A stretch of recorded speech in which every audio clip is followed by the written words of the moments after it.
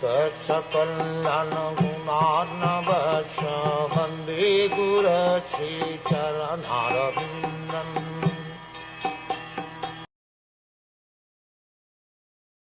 Otherwise, without being inspired by Lord Krishna, how is it that you have voluntarily appeared here, though you are moving incognito to the common man and are not visible to us who are on the verge of death?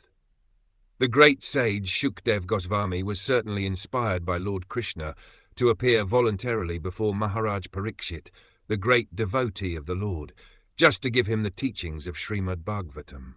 One can achieve the nucleus of the devotional service of the Lord by the mercy of the spiritual master and the personality of Godhead.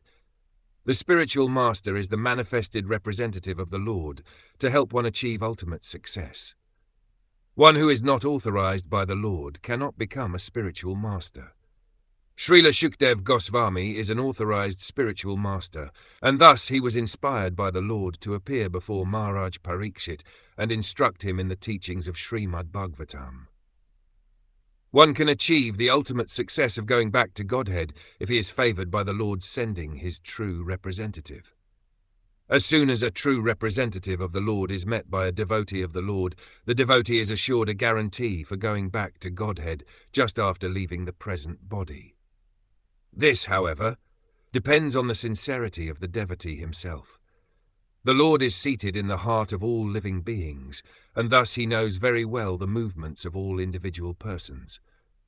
As soon as the Lord finds that a particular soul is very eager to go back to Godhead, the Lord at once sends his bona fide representative. The sincere devotee is thus assured by the Lord of going back to Godhead.